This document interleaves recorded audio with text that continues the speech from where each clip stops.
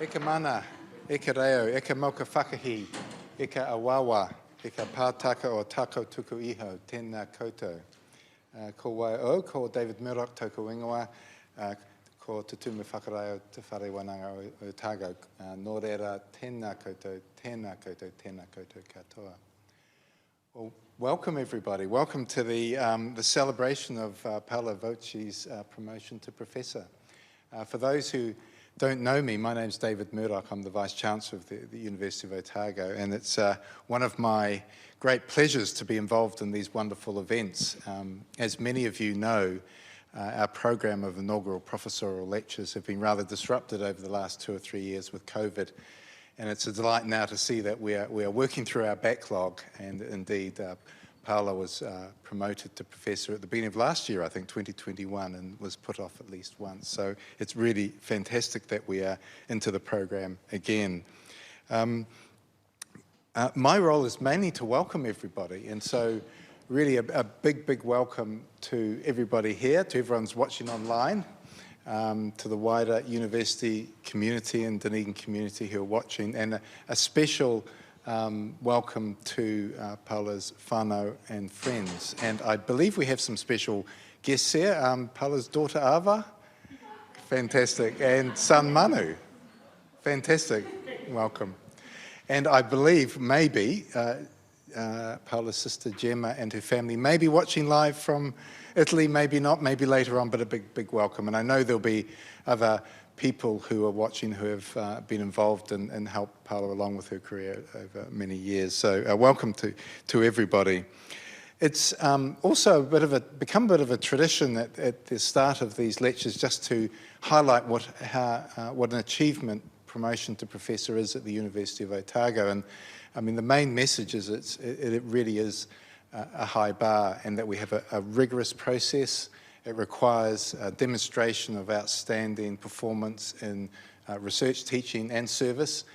With the professorial promotions, it requires demonstration of leadership, really importantly, and usually in more than one area. So it is a high bar. It involves external reviewers, most of whom come from overseas.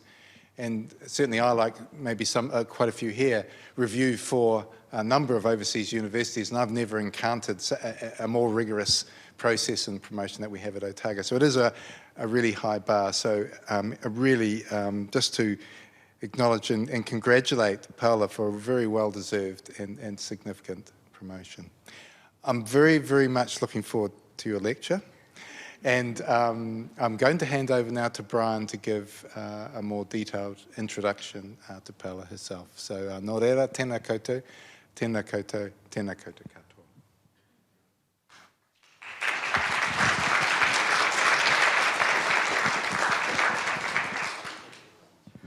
Thank you, Vice-Chancellor. I remember when Paola began her career here at Otago in 2003, there was quite a sense of expectation that preceded her arrival. Part of that was personal. China scholars are thin on the ground at Otago, so it's always nice to welcome another one to the fold. But it was also a time when the Chinese program was still rather fragile. Some people had come and gone, and we really wanted someone to come and commit to the program, to not only provide stability, but bring some energy and direction to the program to help lift it up and chart its way forward, and hopefully provide some leadership. And very quickly it became obvious that Paola was going to do all of those things. She brought that kind of unique combination of enthusiasm and generosity that distinguishes her immediately to all the things that she had to do. And we felt that the Chinese program was now in really safe hands. And quickly she established a rapport with her colleagues in the program, but also with her wider colleagues within the Department of Languages and Cultures, of which the Chinese program was a part. And soon she took on those leadership roles, heading the Chinese program and also heading Languages and Cultures. We got together to talk about this briefly before, and when we did that, I learnt that Paola first went to China when she was still an undergraduate student at the University of Venice in 1989. And 1989, of course, was a very dramatic year in China. So I'm hoping that we hear a bit more about what happened in 1989. But then she went back again the next year in a more formal way as a foreign student. And unlike most of us who sought to get a place in one of the sort of mainstream prestigious universities like Peking University, Paola went to an institution that had only just started accepting foreign students. And this was the Beijing Film Academy. And this was a decision that was going to affect her career in ways she probably didn't realise at the time. The Chinese film industry at this time was booming. It had a huge domestic audience, but it was also starting to generate quite significant international attention. So by being a student at the Film Academy, Paola was able to meet and engage with many of the innovative and creative people that were at the heart of that dynamic film industry. And I think that experience then led on to the decisions she made about her PhD, which she did at Indiana University.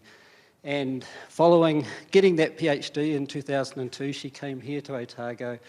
And a lot of that background then started to feed into a whole raft of publications that began to appear, book chapters and articles, and most importantly, her book, China on Video, which appeared in 2010. So she was now generating a significant international reputation with that research profile. And with that came the poachers.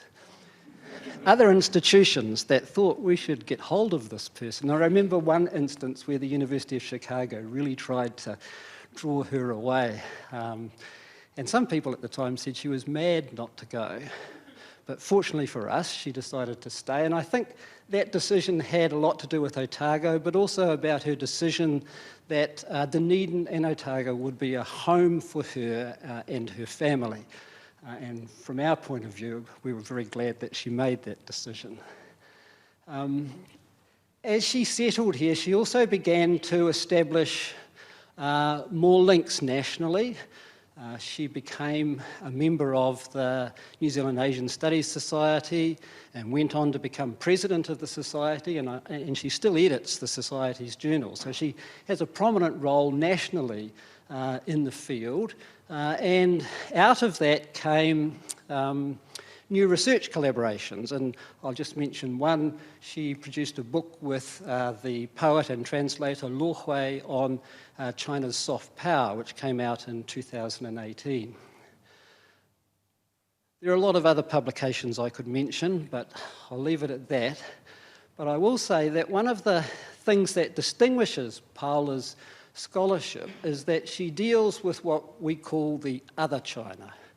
So this is not the China that we hear about in the media all the time, the party state, with its very singular, narrow view of what China is and what it means to be Chinese.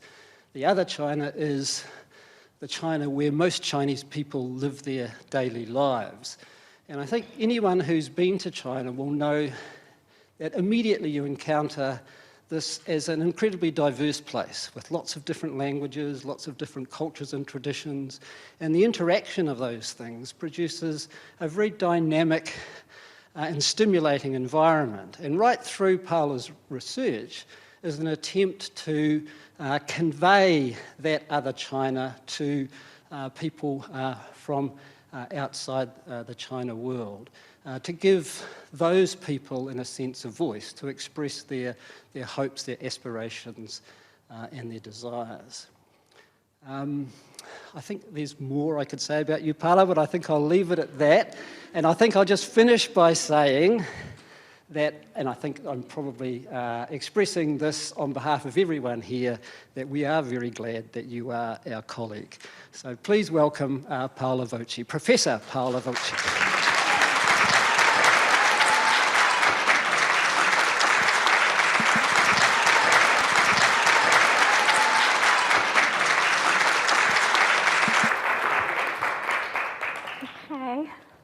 Yeah, come on.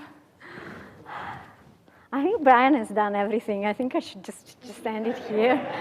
He's so good. Okay. Tēnā koutou. Ko Apenini toku Paemonga. Ko Po toku Awa. Ko Adriatico. Ko toku Moana. Ko Whanau toku Waka. No Ferrara aho. Ko Sergio toku Matua. Ko Franca toku Whaiha. Ko Voci toku Inwa Whanu. Ko Paola aho. No reira. Tēnā koutou. Tēnā koutou. Tēnā koutou katoa. Okay. Here I go. So Magritte's famous painting, and the actual title is actually The Treacheries of Images, is a provocative encounter between images and words. Ceci n'est pas une pipe, this is not a pipe, which reminds us that there is a gap between what is and can be represented and what is there in the world. In pointing us to this gap and provoking us to see and read beyond what claims to be an unquestionable, self-evident, this is a pipe, this is not a pipe, it's not just a negative statement, but a proposition that asks us to question the unquestionable. Well, there is also humor in this painting's provocative statement, which is certainly has not gone unnoticed.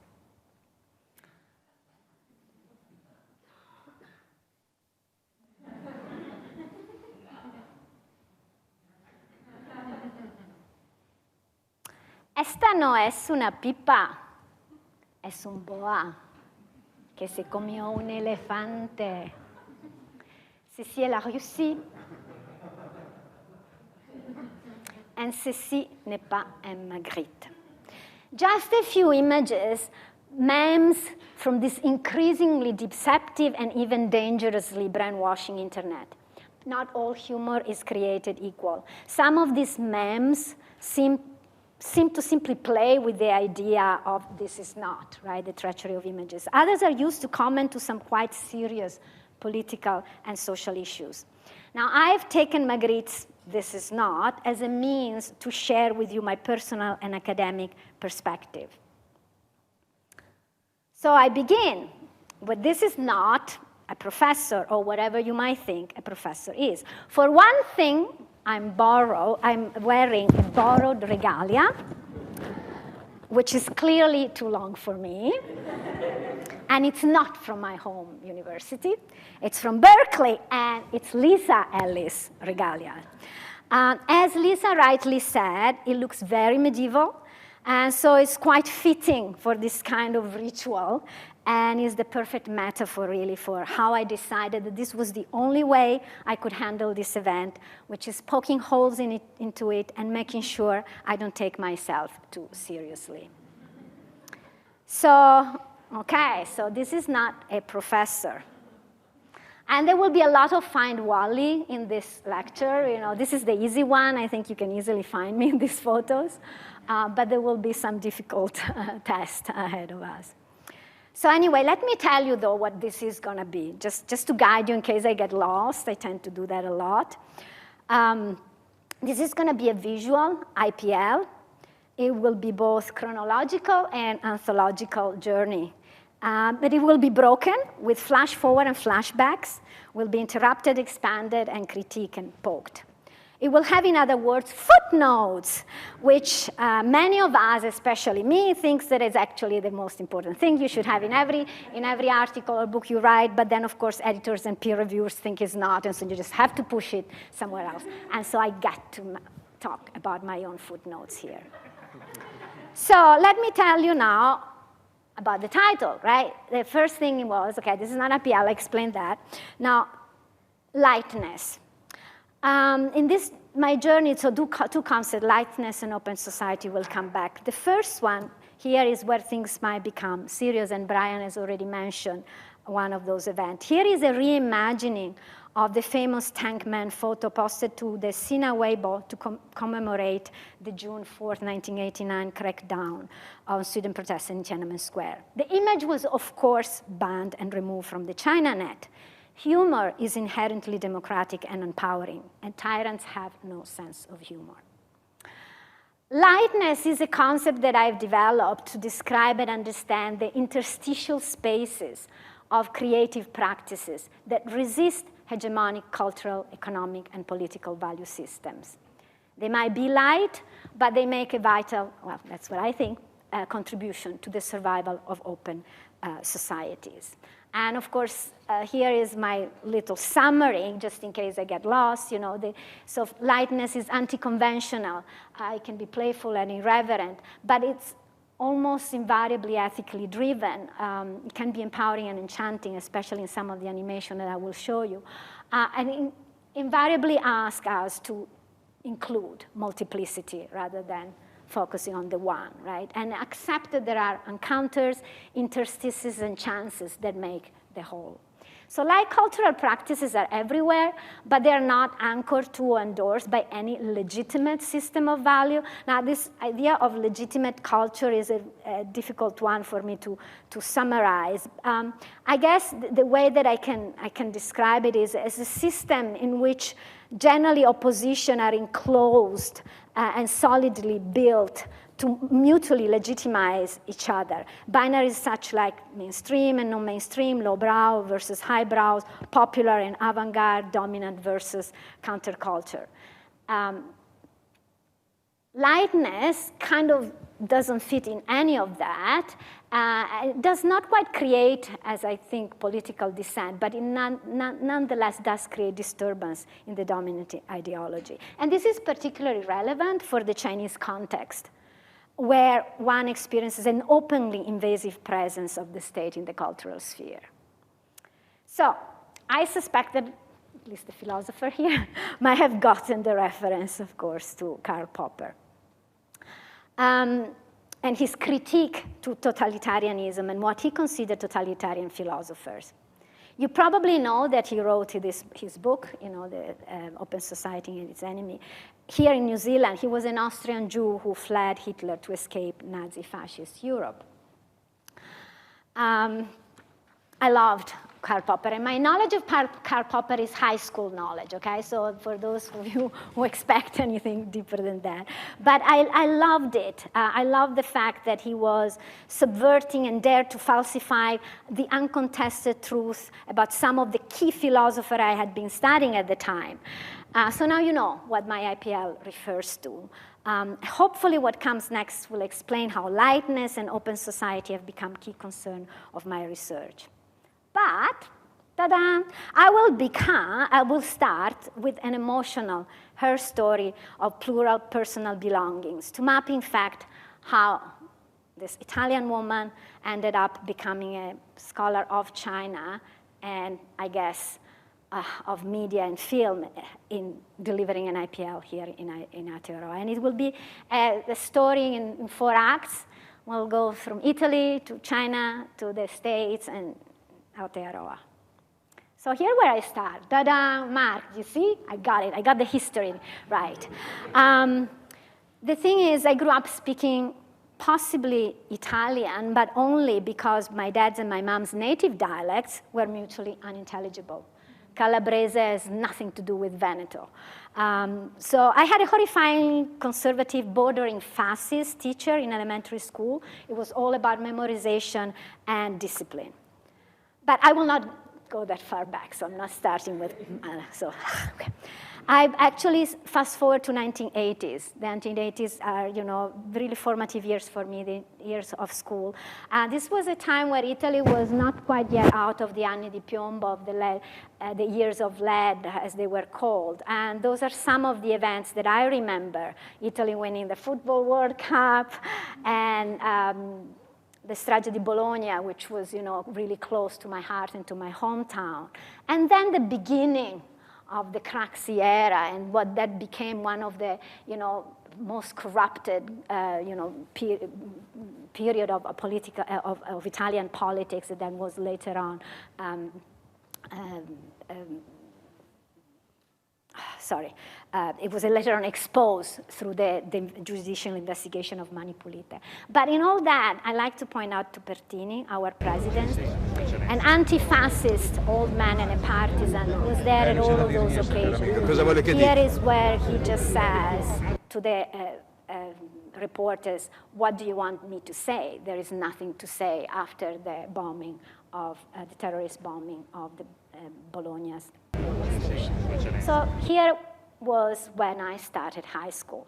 And okay, so I got, my diploma of maturita, and now where is Waldo here, or Wally, that's me. So in the Italian curriculum, all subjects were compulsory. You cannot just select a few that you like. Everything was framed in canon-based chronological anthological structure, the history of everything. Incidentally, this way of learning makes it very easy to identify what to falsify, critique, and poke holes in it. So the Italian approach to knowledge is really a wonderful invitation, to be dissenting. But I was lucky enough to be accepted in an experimental school. I don't know if you can know, well, I highlighted in English, that while it still had to work within the structure, okay, encourage us to really exploit creatively the interstice of Italian secondary education regulations. So we still need to do the equivalent of NCA, the state exam, so we didn't escape that, and that's my diploma of maturita there. But we were privileged, and we had to complete a huge interdisciplinary project that took forever to do. I chose the concept of truth, as it had been approached in the French theater of absurd, Ionesco's Rhinocero, Italian futurists, Palazzeschi, Codice di Perelà, Calvino, Castello dei Destini Crociati, Shakespeare, King Lear, and of course, Karl Popper, and for Latin, Apulei and Sant'Agustin.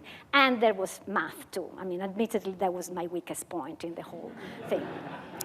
So, but when I say formative, honestly, it's so true. So this is the leggerezza idea, that the lightness comes really, as I encountered it for the first time, as a metaphor for freedom in Palazzeschi's novel.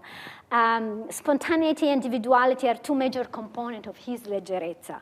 His provocative and irreverent Perelà's code challenges conventions, reject the poet, Vate, D'Annunzio kind of style, and instead propose the poet as a clown, as an acrobat. And then, of course, I cannot mention Calvino, love of my life, without any doubt one of the writers that has most influenced my own approach to knowledge, narrative, and especially the relationship between words and images. And here I'm just showing you my old book with all my notes, and I don't know if you can see bellissimo with exclamation points there. He was showing us the multiple paths that stories can take instead of telling us a single linear story. Okay, so after all that, you thought, okay, she's going to do philosophy or Italian at university. Those were indeed my favorite subjects. Surprise, I did not particularly like languages in high school. But languages were the key to leave Italy for me. And in fact, I already used it to go as an au pair in France and as an au pair in England while I was in high school. So I wanted to study something that would take me even further from the familiar Europe. So I wanted to do lingue orientali, that's how they were called, and the closest university that would offer them was Venice.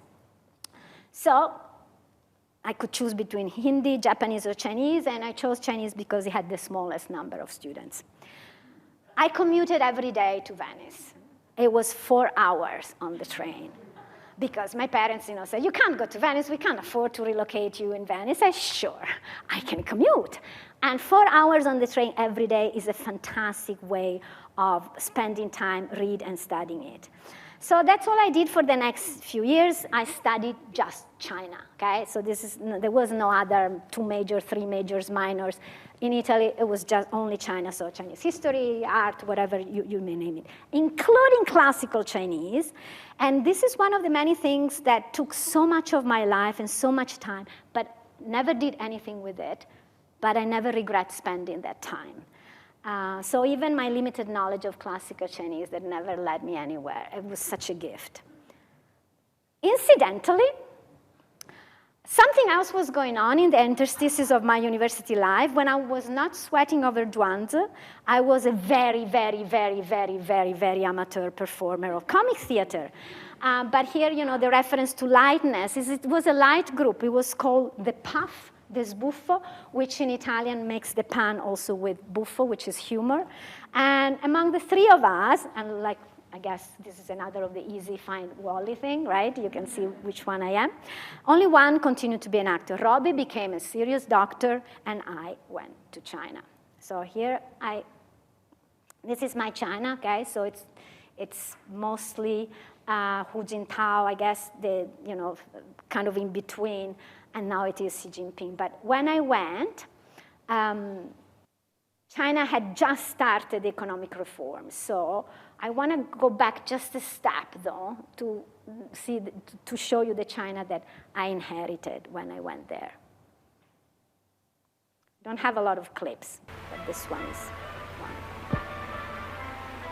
Can we make it louder? 你认识字吗？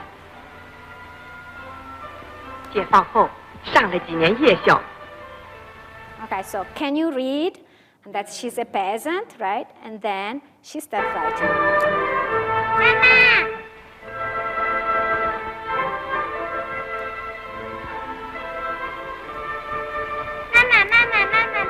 Mama!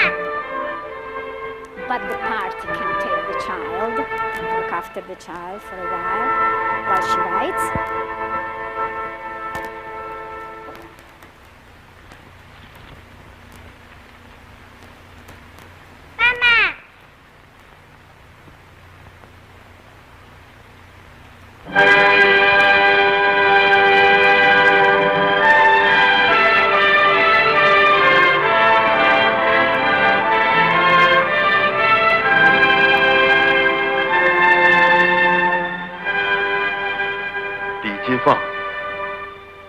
你被录取了。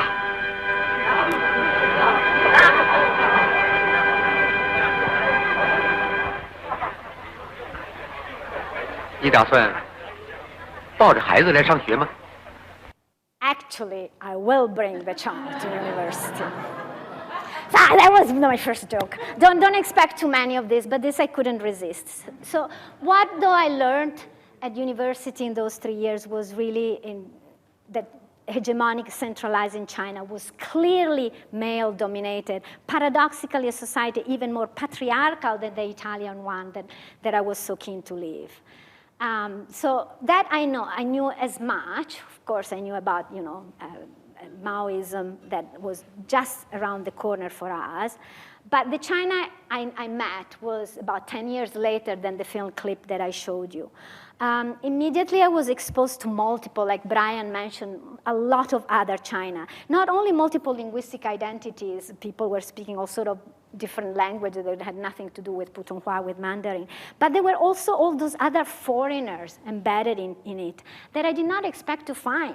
African students were the majority of students at the Yuan Xueyuan. I did not expect to learn and discover so much about our European neighboring Africa in China.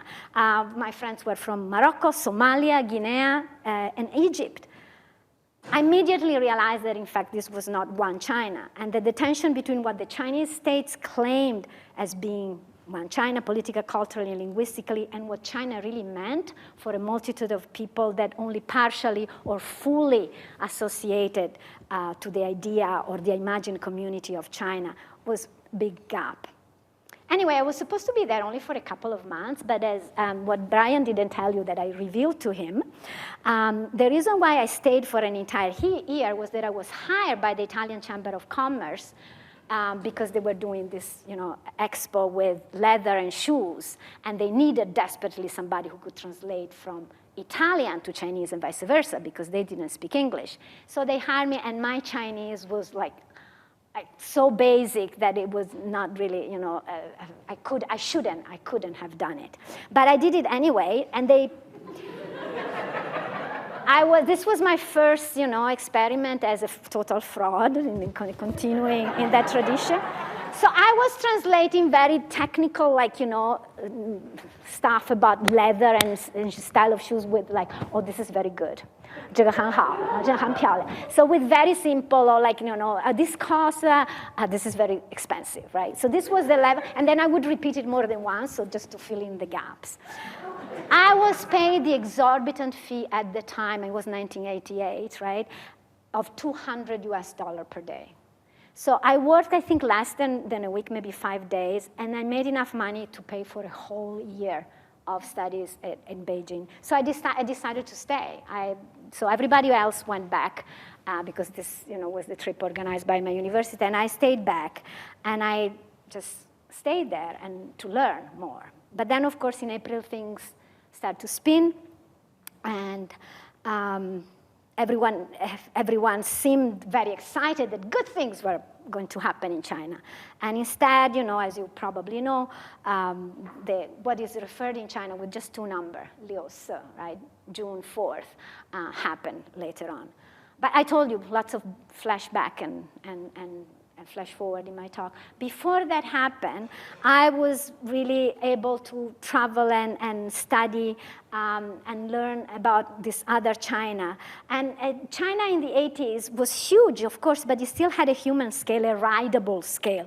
Not a cliche, you could really ride everywhere. Automobiles were very few. And as a student, now that I had a year-long student visa, I could actually live like a Chinese. I could go to the cheap place where foreigners were not allowed because I could pay with the Chinese currency. And my Chinese definitely had improved since, the fraud time of the fair. And I felt really safe. I was traveling by myself everywhere. And just as I loved the countryside, the city was absolutely exciting. I loved the people. In Beijing, there were concerts, political debates, a cosmopolitan life. Zhujiang, that I can only describe as the Bruce Springsteen of Chinese rock, was playing in small, semi-private location, and we could all go see it.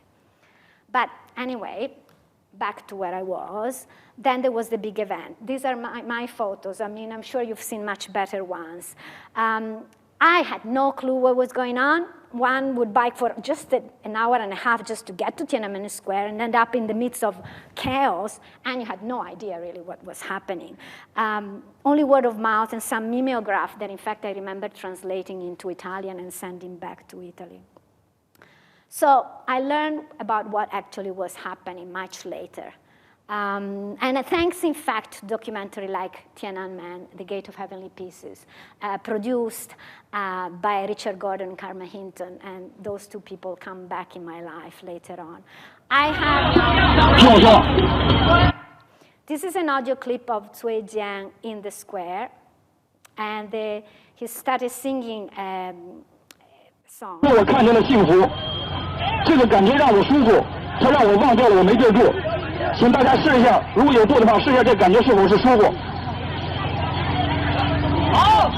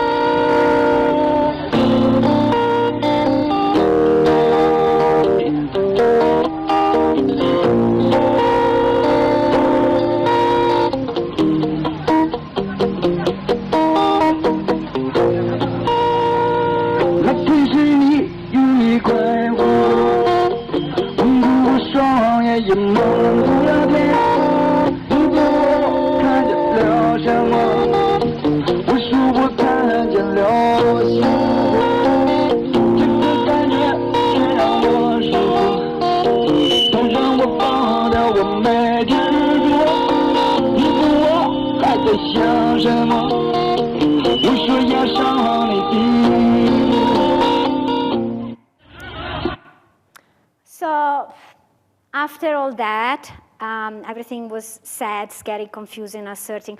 I went back to Italy this summer to take my 4th-year exams, but I still wanted to go back to China. No need to act as a translator or as an imposter anymore to make that money. I got a scholarship this time. It was a Chinese government one. China was very keen for students to come back to show that everything had gone back to normal. And so as Brian already told you, I just chose the BFI. It just had opened to foreigners. It was such an exciting project.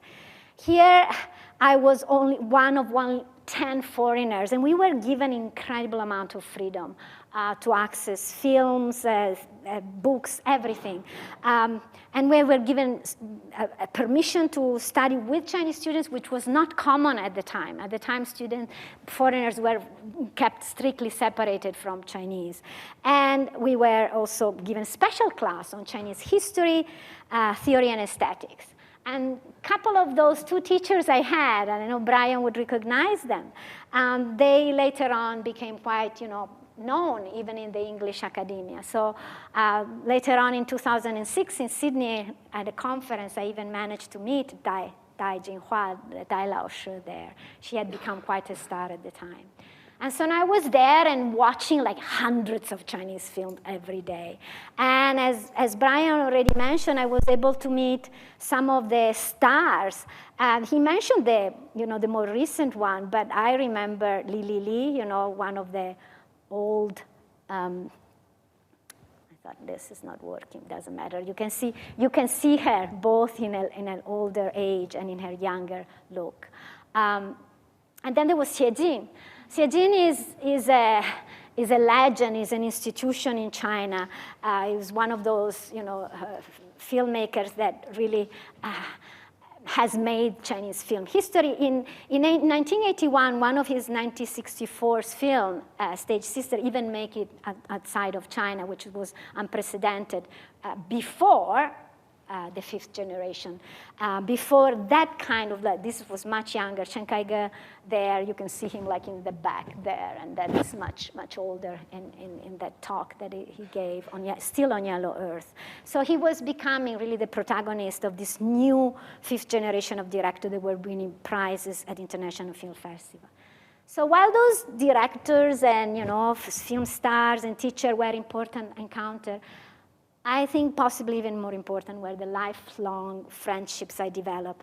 Elisabeth and Dominique, who actually are the reason why I speak French, because they were from Montreal, and French was the lingua franca, in fact. There was another French student and a Bulgarian who did not speak English. So when we were not speaking Chinese, we were speaking, in fact, French. So here you can see Dominique Elisabeth there, and Sun Li Jun and Zhu Qinxiao.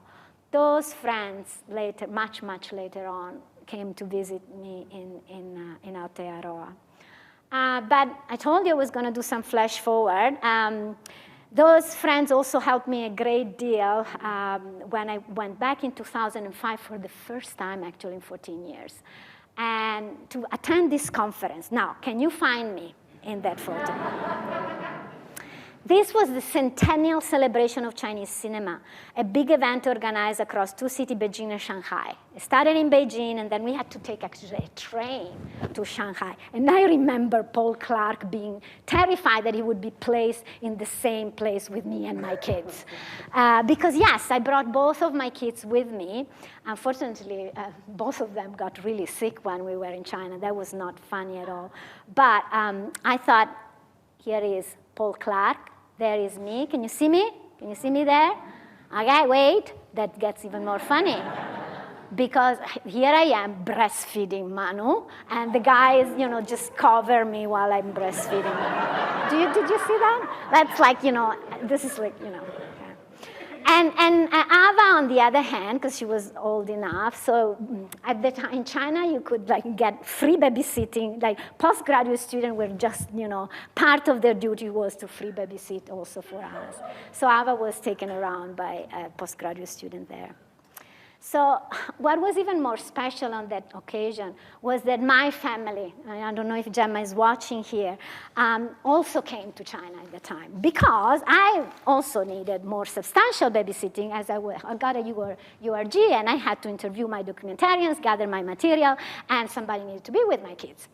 And they also took it, of course, as an opportunity to visit China, which was fantastic. And so here I had my three worlds together, my Italian family, my Chinese friends, and my work. It was incredible. And they were going around, and Lai Shifu, who is the guy holding Mano there, was the driver whom I was like directing remotely through phone because they didn't speak any Chinese. So I was telling him where to take them.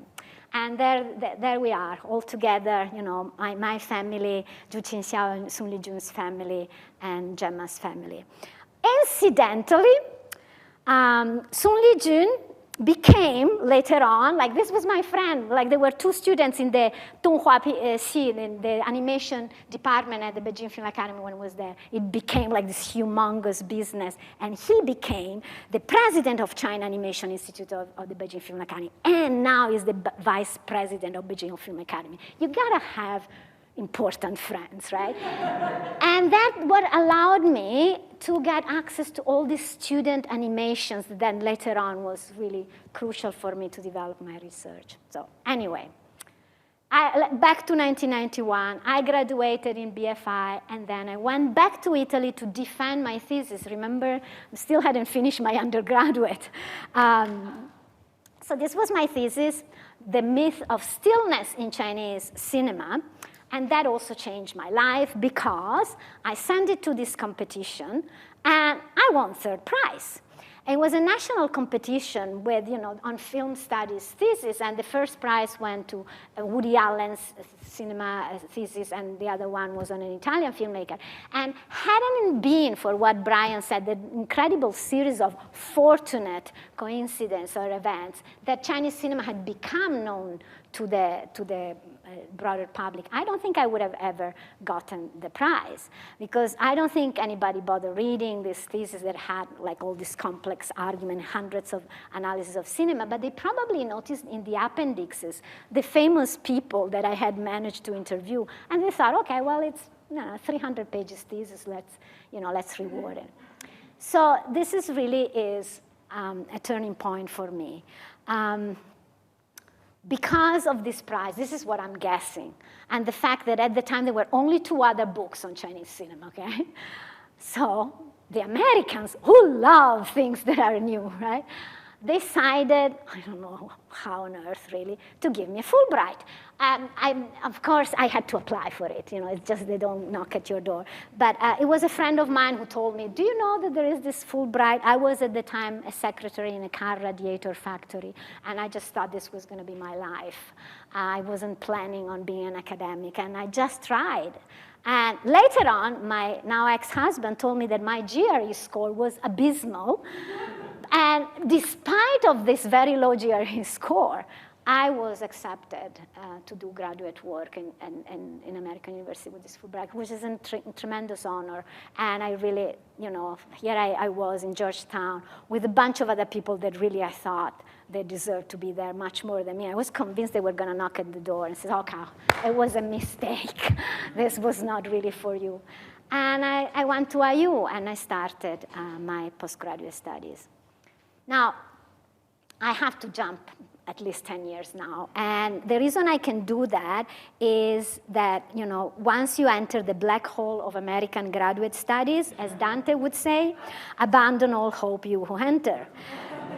It takes forever to complete postgraduate study in the States. Many of you might know that graduate school there still requires you to take classes and huge exam even before you think about a dissertation. A lot happened in those 10 years, and here's when in a film you would have, you know, superimposed images and calendar, you know. And I was learning how to write English. I got married. While I was learning how to write in English, I studied and taught, learning how to write in English. I worked for Voice of America, learning how to write English. My daughter was born learning how to write English.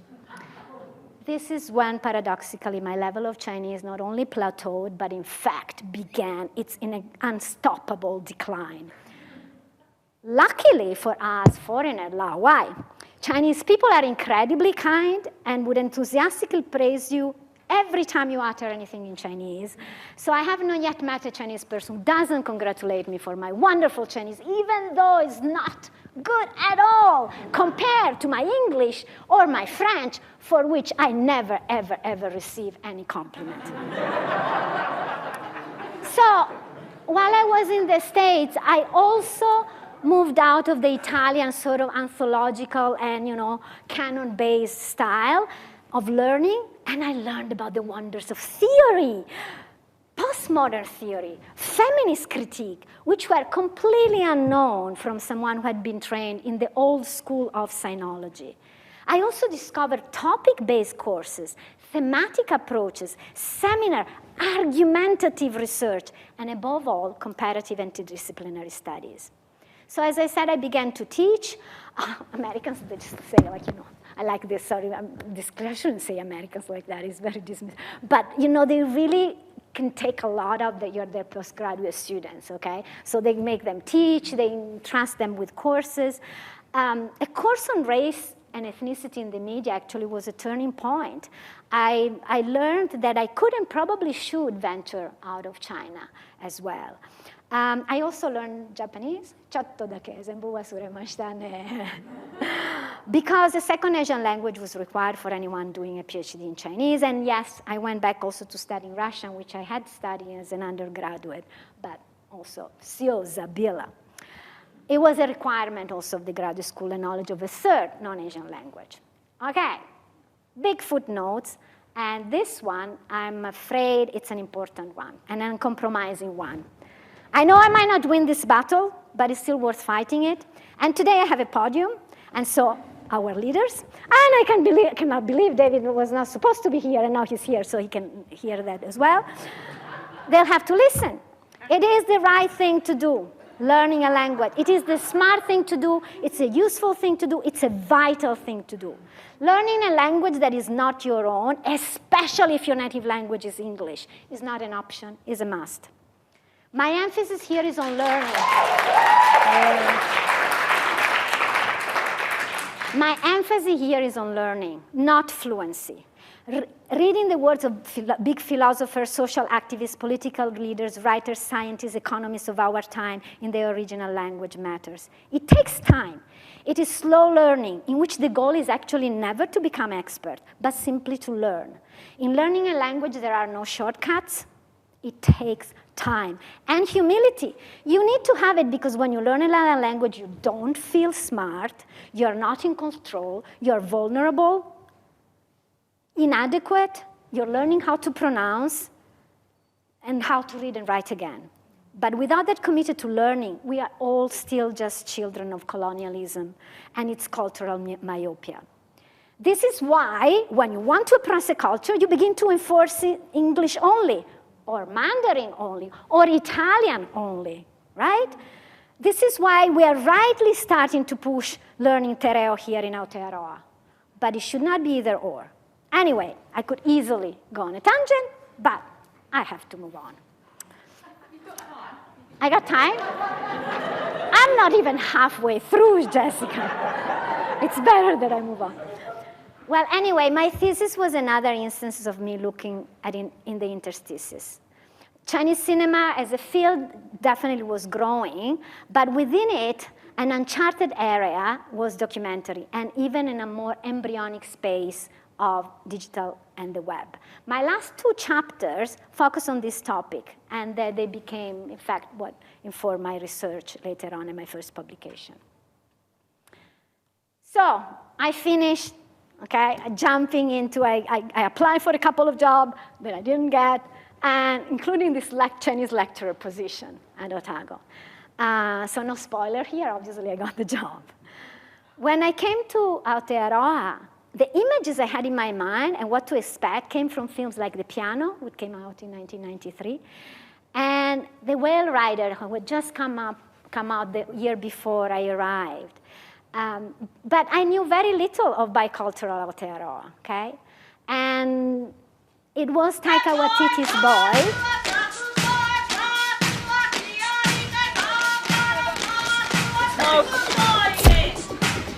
Kia ora, my name is Boy, and welcome to my interesting world. Okay, it was and remains one of the most eye-opener films I've ever seen. Plus, okay, I have to say, Taika Waititi is the love of my life.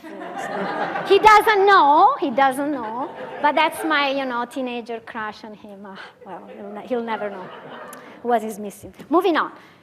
So the key now for me was to localize myself and in this bicultural context and understanding it.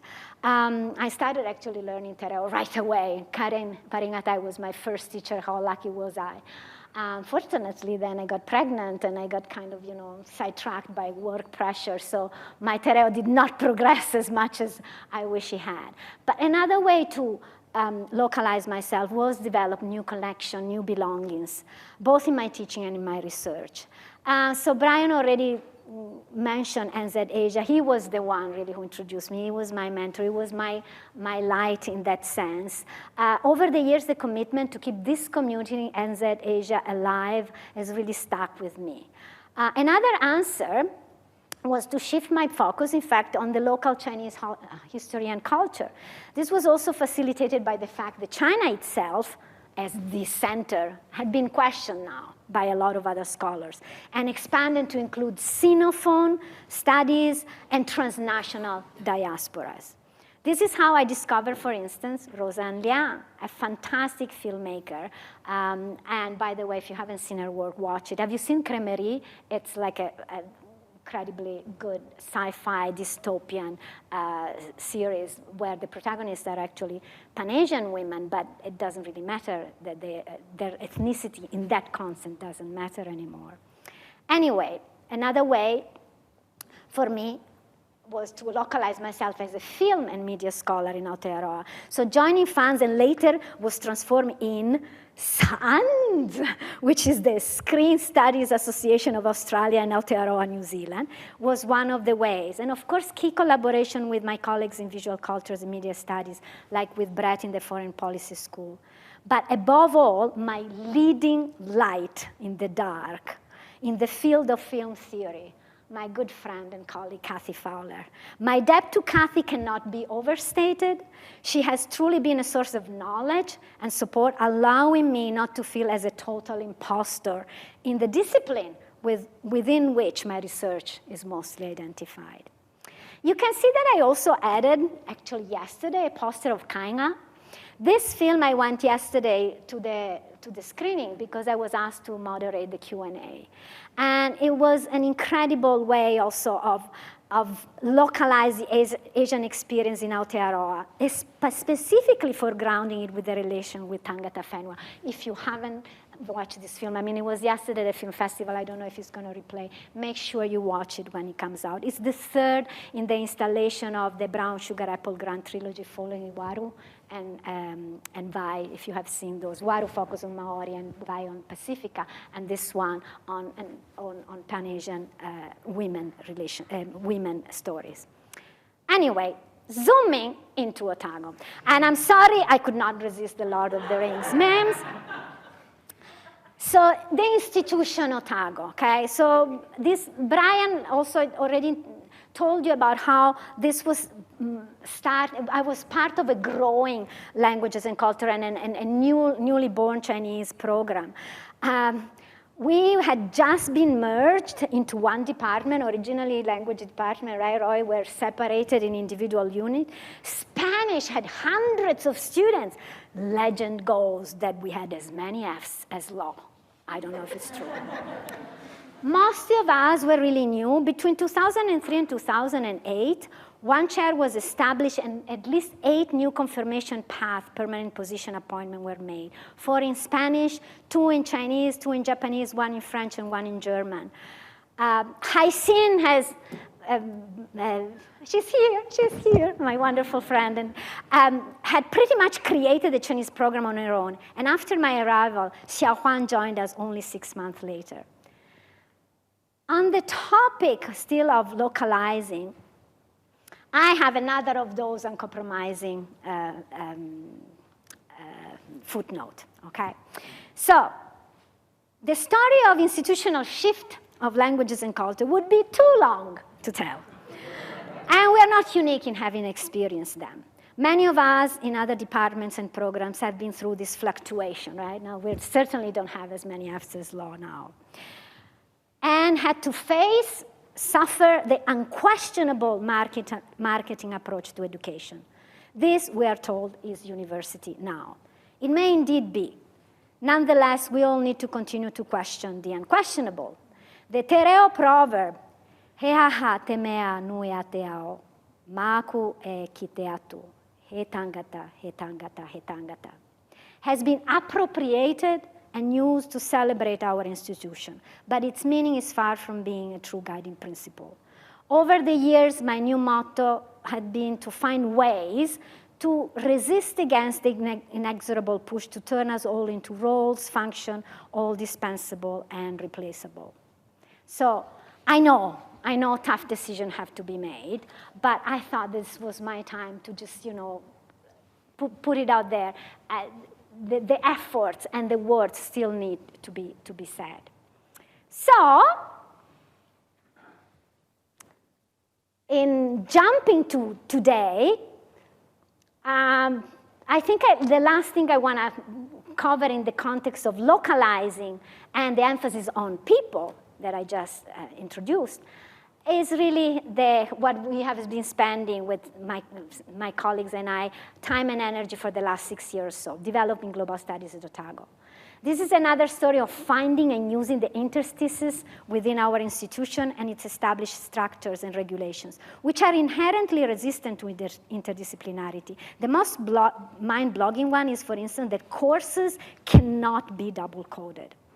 Anyway, I wish my APL could be dedicated to this program, to tell you more about this program, which really translates the anti-conventional, ethically driven, inclusive value of multiplicity into creative, critically thinking, ethically minded, culturally and linguistically, literally, and actively engaged global citizens.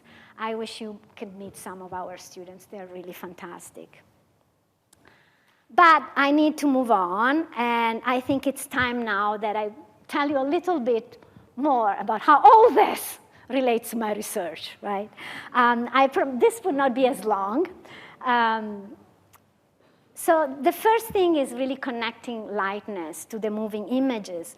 Here, I guess that I have to pay homage to Tom Gunning and his definition of the exhibitionist quality of the movies that I wanted to examine, and that he, in his famous article on the early cinema of attraction, declared as being a distinctive characteristic of the very first film showing. He argued that although the history of cinema is dominated by narrative film, in its early years, films were more concerned with displaying their ability to show something rather than creating self-sufficient narrative world upon screen.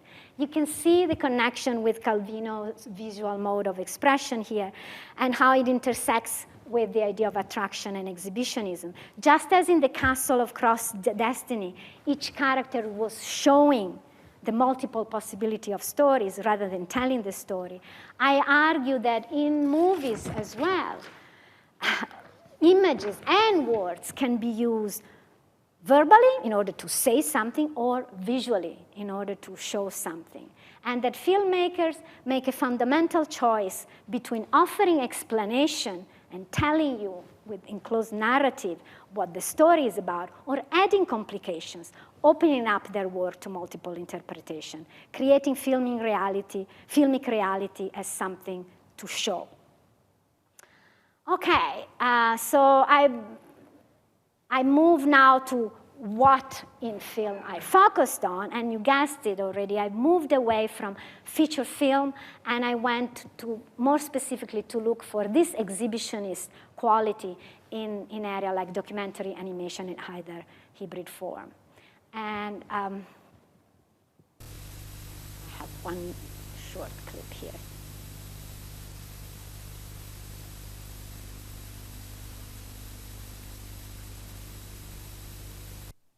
Very different type of woman compared to the one who can read and write, right, and is embedded into a narrative.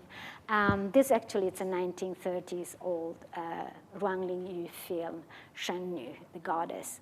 But that's exactly the type of visual conjectures that I was trying to trace in documentary filmmaking. I moved into two areas. The first one is really China-centered, so very much visual conjectures within China. And the second one, which is the one that I developed later on, was looking into documentary as transmedia and transnational accented storytelling.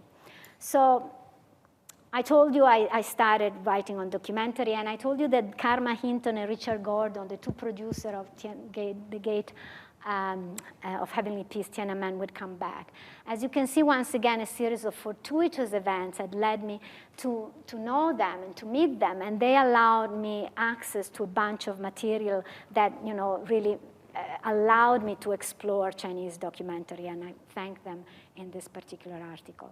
So the Chinese documentary I was interested in analyzing was, again, the documentary of the interstices, the periphery of the Chinese avant-garde. You can see Dai Jinhua there, and these are, you know, students performing in Pian.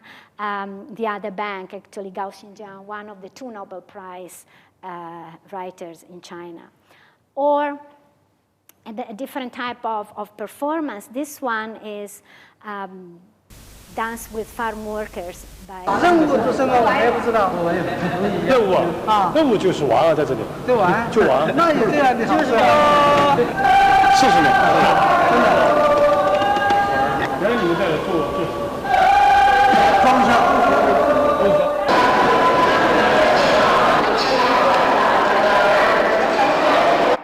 Or the periphery of the city in which China's floating population live. These are the internal migrants that move from the countryside to the city.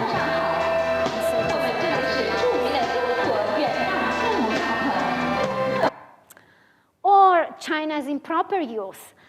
So not the, you know, healthy and bright communist heroes, but drug addicts. This is Zhe Feiji by Zhao Liang. Or queer China.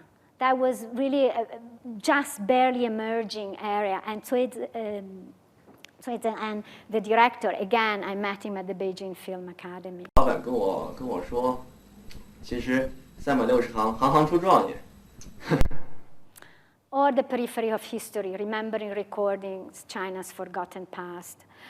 This is the story of Bian Zhongyun, the first teacher who was beaten to death by the Red Guards in Beijing during the Cultural Revolution, recorded and remembered by her husband.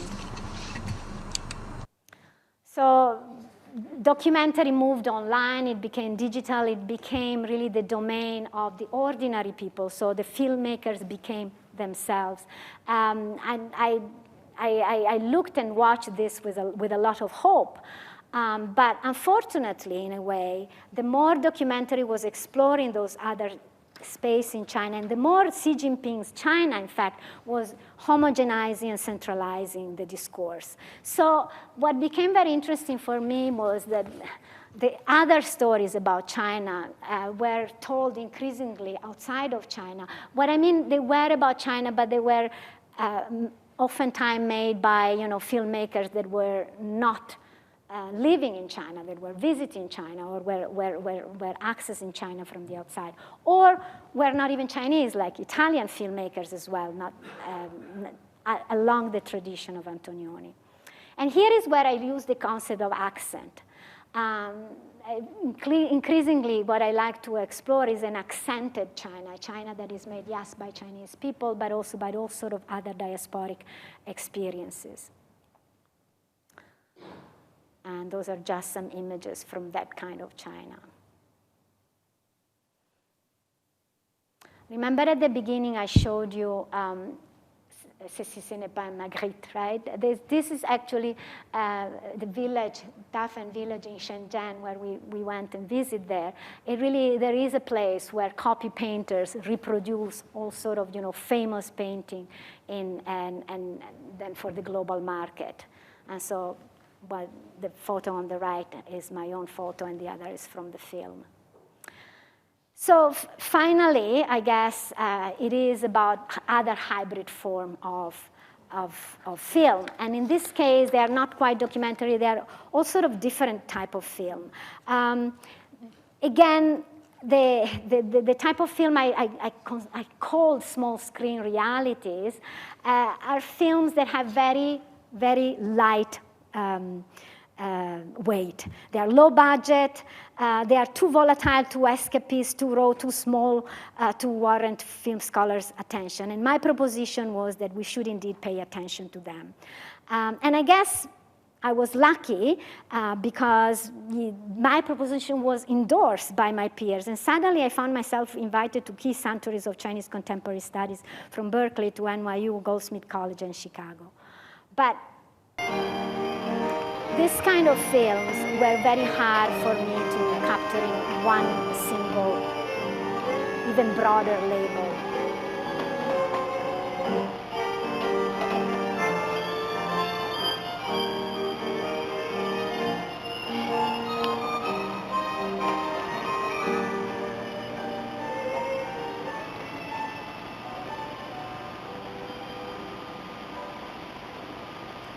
Certainly not a film or even a micro cinema film, not a documentary. What is this?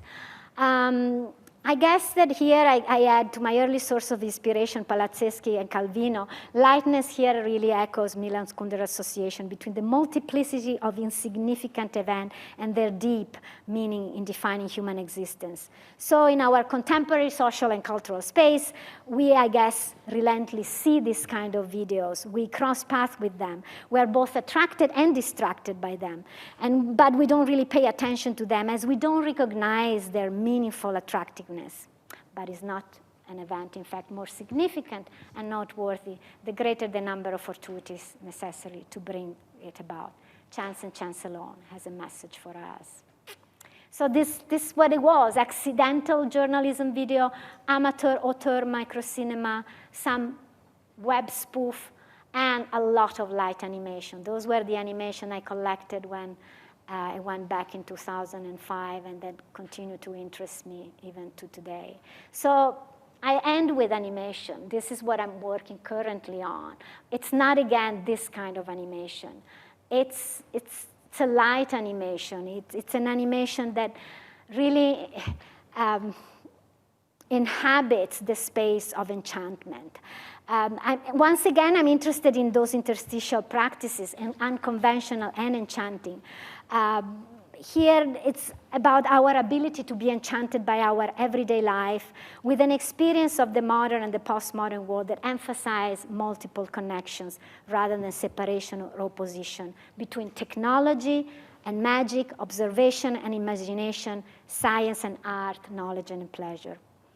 And here is I quote from Jane Bennett: "Without modes of enchantment, we might not have the energy and inspiration to enact ecological projects, or to contest ugly and unjust modes of commercialization, or to respond generously to human and non-humans that challenge our settled identities."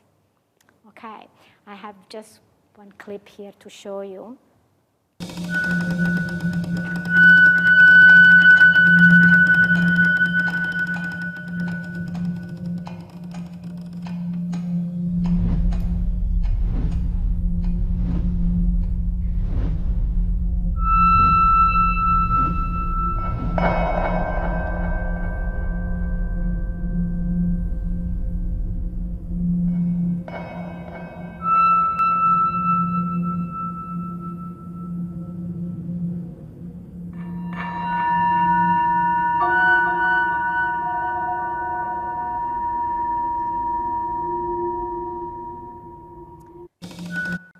So here is where I try to really, I coined the term animateur, trying to capture, their non-institutional and unofficial location, defined by both amateur and artisan quality, a light type of authorship that challenges, complicates, and expands the scholarly discourse on the moving image. They're light, again, as I said, but they are handmade and they are embodied. And they really needs to be reconnected to earlier practices, such the performance of shadow plays, but even earlier than that, the idea of pictures for use and pleasure, the vernacular that goes back to the idea that there is a space for anonymity, forgery, duplication, and fluctuating locations. So this is my animateur, right? Is I call it post-digital. Now, this is not my term, a term that really is very useful, even if it sucks in certain ways, everything that post, right?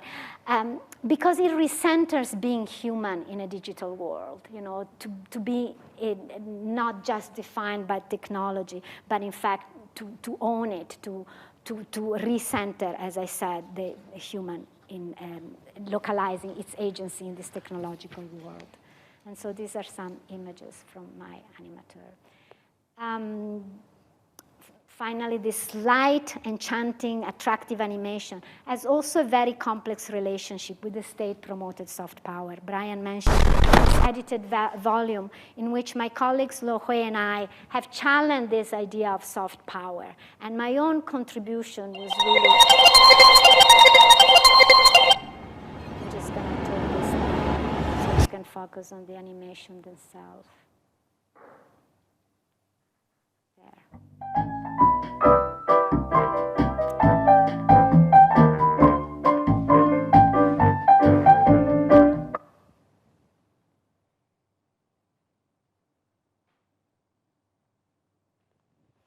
So this kind of animation has really, as I said, a complex relationship with the state-promoted soft powers, supported by commission by the state, but sometimes also promoted by spontaneous nationalist and patriotic animation. So what we think is that culture, and Chinese online screen culture in particular, cannot be simply assessed as either succeeding or failing to promote China's soft power. This kind of animation might have very little to do with the wondrous but unruly power of attractive animation. Yet, while it might not get what you want in world politics and is therefore an inadequate tool for developing or measuring soft power, the attraction, what I call the light power of this animation, is a vital inventive creativity that may not be what Chinese leaders want, but is in fact what Chinese culture needs. Okay, I'm moving now towards the end. You guys are almost made it. What truly matters? Okay. I cannot pretend I did not want to become a professor, and this has just happened to me, right? I'm here, in fact, because endorsement-giving legitimate, institution and legitimate experts have validated my work, doing precisely what I think, we shouldn't be doing. And yet, it was what happened in the interstices, what goes often unseen and recognized, what in fact, I could not put in my promotion application that matters the most. Slow learning, hard work, interdisciplinary, encounters, chances, and most importantly, the motivation and the strength that I found in the people I met, I worked and lived with. Not institutional roles or student efforts, but really embodied communities and family, Hopori and Funnel. So, and in my application for promotion, guys, I had to tick a box in which I actually had to declare I was outstanding, and that's, the word has been used. Kid you not, I barely stand out. I'm a very short woman. In ending this non-IPL, I want to acknowledge instead the many, many people, a lot of extraordinary teachers, colleagues, friends, and family whose shoulder, indeed, I'm truly standing on. So here are my wonderful colleagues in languages and cultures. I tried to find photos where all of you could be captured. I couldn't, but there are some people who are no longer with us. Did you see Kelly there, Linda? Right. And of course, there are students. As I said, wonderful students. These are our global studies students, Sandra, Sophie there, you can see. I wish I could mention them all. And there are more than friends, my Funnel, my friend Cecilia, Gautam, and Emilio. Mark, where would I be without you, really, honestly? And Linda and Neil, more than family friends, part of my family. Kathy, you looked after my kids in so many ways, I can't even count them. And Fafete, fetai tele alava imelda. And Lina, we are here at the U2 concert. I don't know if you can. We went together. And grazie Erika and arigato Toki. She's in Manchester now. And xie xie Haixin. Grazie Nina. Xie xie Xiao Huang et Jiefen. Merci Christiane and toute ta famille. Thank you Philip and Ellen. And yes, thank you Andy. And grazie Gemma, Nico, Fausta, Anita, and Wally. And the best for last, my wonderful kids, Ava and Mano, you really are all that matters. And Winnipeg and Cappuccino, and Luna. Grazie alla mia famiglia intera. And that I could do you a last, where is Wally, in that photo. I think you can probably see me there, but here is where I am, and I hope I'm not gonna cry. One of the reasons this IPL turned into a trip in memory lane, and you can guess how long it took me to find all the visual material evidence pieces of this puzzle, is that I'm feeling right now a great sense of loss and wanted to regain a sense of presence. So I'm ending by celebrating this moment with you, Mama and Papa, Franca and Sergio. My dad never quite understood what was I doing. And my mom actually imagined that my everyday work was an IPL. That I was a learned professoressa all'università, and that I would impart knowledge from a podium to a big audience of cheering students. Possibly not dressed in this medieval regalia, but in an elegant Italian style. If they were here, my papa would probably say "Cus salute," which is in Calabrese. And my mom would be proud that I'm wearing everything that she got me. She made this for me. This was the last nice sweater she got me. They would not quite understand that I'm here because my work was validated by legitimate experts, was cited by other scholars, had a so-called impact in my field, and all the other leadership achievement in teaching. They actually belong to the generation in which what students thought about their teacher was totally irrelevant. And the idea that I would even want to create an interdisciplinary program like global studies would be incomprehensible to them. But I know that they were proud that I did whatever I did. And they were so impressed that I was doing it in English. They actually were. That I was teaching Chinese and raising 2 children on my own. And that I made sure that they would speak Italian and they would spend time in Italy with their family and they would know their roots. My mom and dad would have probably liked this event. Even more if there were some sort of Oscar statue or a medal, which you guys didn't give me. They could now talk and hold, and they would have certainly appreciated the tribute to Hopori and Fano. Possibly they would have preferred that I read out loud the names to make sure I didn't forget anyone, like, for instance, all my aunties and uncles that were not mentioned. And of course, this really needed for them some sort of wrapping up music at the end, right? O vita mia, or il mondo. In an earlier version of this IPL that I rehearsed multiple times, I wanted to end by singing Poa Taro, which I had translated in Chinese for one of my classes for a Moon Festival. And I had Italian as well ready.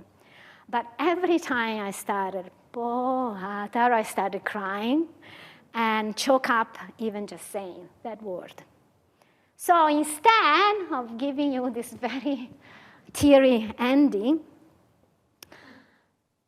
I'm ending with a smile. And one more Lord of the Rings memes, and that's for you, Ava. It's over. It's done, Mr. Frodo. And of course, I went over time. So typical of me, I overthink, I overdo, I overshare. My son often says to me that I take things, especially work, too intensely, that I should lighten up.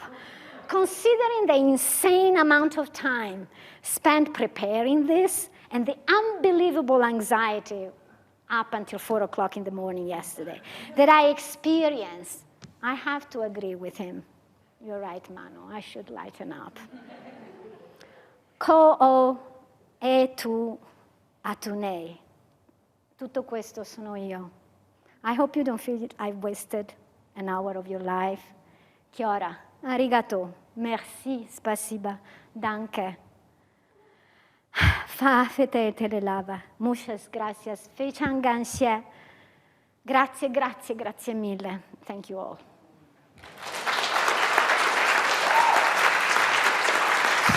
I made it without crying.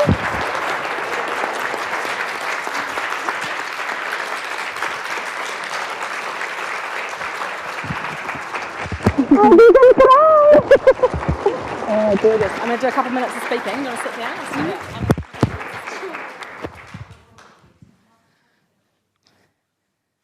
Wow, how do you follow up with that, huh?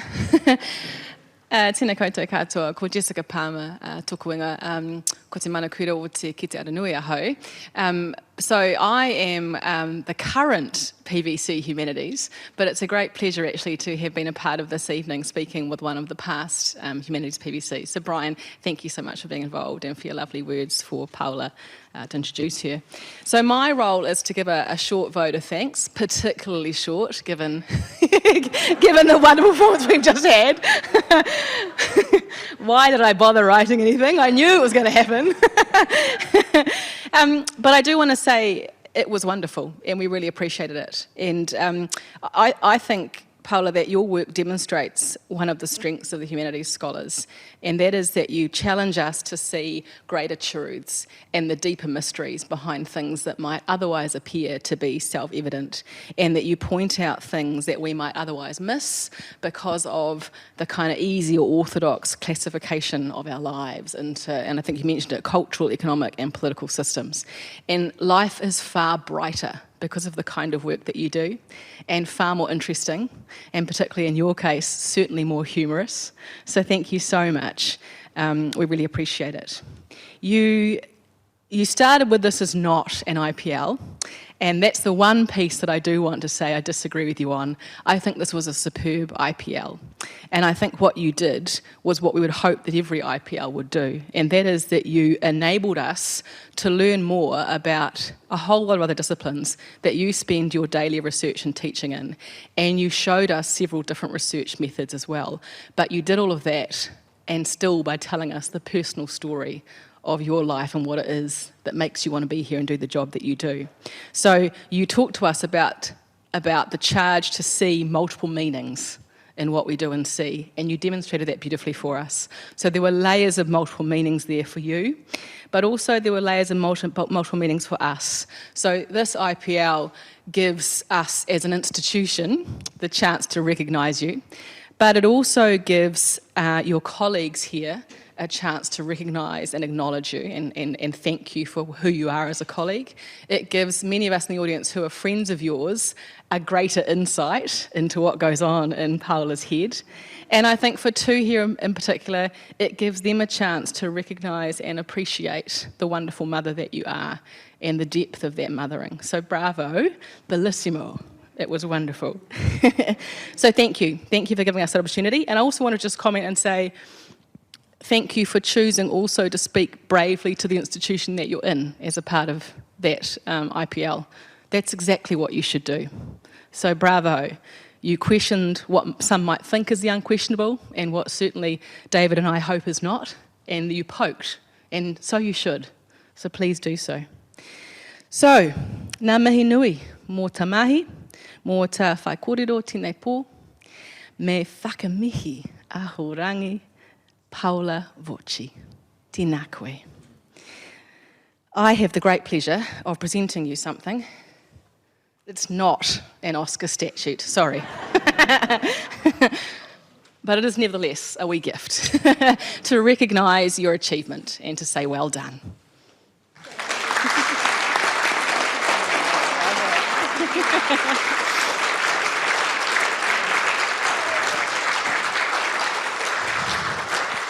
And last but not least, a huge thank you to all of you for coming, for giving of your time. And I'm sure, like me, you would say that was not time wasted at all. It was a fascinating evening. So thank you all for coming and for showing your appreciation to Paola.